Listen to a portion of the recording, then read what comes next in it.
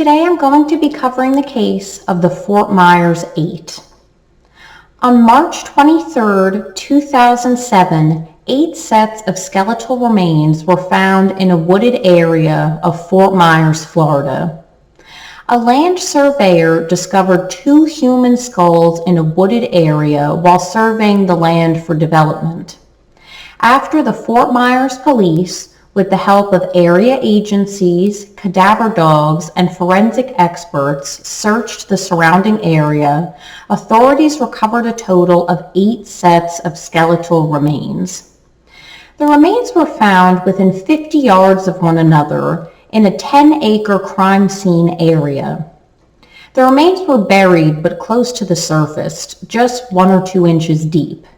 However, flooding might have affected the location and depth of the remains. This was actually the largest such discovery in Florida's history. In my opinion, this is a gruesome milestone. The time since death for all of the victims is estimated anywhere from 6 to 20 years. Investigators estimated that all of the victims had been murdered between 1987 and 2001. There were no footprints or other signs that anyone had recently been to the scene. Investigators were not able to determine the cause of death for any of the victims due to the state of the remains, but they do strongly suspect homicide because of the way the remains were disposed of. The remains showed no signs of trauma, such as bullet wounds, and did not show any outward signs of foul play. And sadly, 5 of these 8 men remain unidentified. As I mentioned, 5 of these 8 men remain unidentified, and they've been nicknamed the Fort Myers John Does A, B, F, G, and H. All of them were white or Hispanic males who ranged in age from 18 to 49. And 7 of the Fort Myers 8, excluding John Doe A, seemed to have had access to first-rate dental and medical care at some point in their lives. But most of the victims had healed fractures to their arms, legs, ribs, and even their faces. These signs prove that the 8 men had fallen on difficult times. A life event, possibly addiction, caused the men to change course, and their overall health and dental health substantially declined. It's believed that the 5 unidentified victims were transients with petty crime records and a history of drug and alcohol abuse. John Blevins, who was positively identified through DNA in 2007, listed his occupation on a booking report as male prostitute.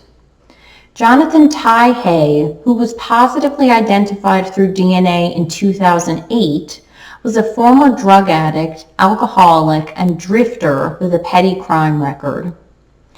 DNA and dental records are available for all 5 unidentified victims. The Fort Myers John Doe A is believed to be closer to the age of 40. He was on the shorter side, between 5 foot and 5 foot 7 inches tall. He had previously injured both of his calves and ankles, and he had periostitis of his calf bones and left forearm bones. And periostitis is a condition caused by inflammation of the layer of connective tissue that surrounds bone. This condition is chronic, and it's marked by pain and tenderness in the affected area. He also had healed fractures to his first 4 right ribs and chest. Notably, he had a deformity in his sternum that is believed to have been congenital, which means it was inherited and not caused by injury. He showed no evidence of current dental care. He had large unfilled cavities and abscesses, old silver fillings, and periodontal disease, which affects the gums. Unlike the other Fort Myers 8 victims, John Doe A is believed to have been homeless for an extended period of time or had a rough life based on bone damage and poor dental care. Fort Myers John Doe B was between 5'6" and 6'2" tall. There was also evidence that he was physically active during his life. He had a healed right collarbone fracture, right calf fracture, and nasal bone fracture. He also had a herniated vertebrae. He had none of his wisdom teeth and had 2 older type crowns. Also, 4 of his 8 premolars had been extracted. John Doe F was between 5'4" and 5'11" and had a medium build. Of note, he had skeletal markers that suggested that he may have been a manual laborer. Arthritis noted in his back and hips suggests that he may have had a disease called AS. Over time, AS can cause some of the bones in your spine to fuse, which makes the spine less flexible and can result in a hunched forward posture. He also had fractures to the right ribs, 8 through 10, and the 4th and 5th lumbar vertebrae. He showed evidence of good dental care. His dental restorations were of an older type of silicated material, which was used in the 70s and possibly other countries. He did not have any silver fillings. Interestingly, his skeleton was more complete than John Doe's A, B, G, and H. Fort Myers John Doe G has been described as tall, and investigators estimate that his height ranged from 5'8" to 6'3". His cranial traits strongly indicate that he was of Mexican or South American Hispanic ethnicity. He had a fractured right wrist and possibly walked with a limp.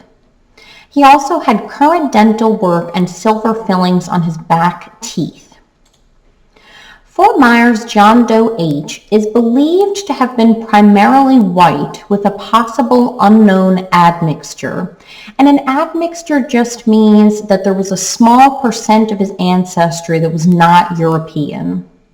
He's believed to have been in his 20s when he died, and he was between 5'6" and 6'1", possibly with a muscular build and or muscular upper body. He had current dental work and silver fillings on his back teeth. In terms of personal effects found at the scene, investigators found no remnants of coffins, body bags, or anything else that might have been used to hold human remains. Another peculiar detail is there were no clothes, personal items, or other evidence found at the scene. I'm not sure if the victims were buried nude or if the hot, humid conditions of Florida disintegrated the clothing the 8 men were buried in. As previously mentioned, the 8 sets of remains were found in a wooded area of Fort Myers, Florida. And the remains were found near an industrial park just 3 miles east of downtown Fort Myers and about 25 feet from an unpaved section of Arcadia Street. The area where the remains were located is owned by the city. It's a secluded area and the roads are mostly dirt roads. This area is overgrown with scrub brush and thick with melaleuca, cypress, and pines. This area is an area where it would be easy to hide a crime.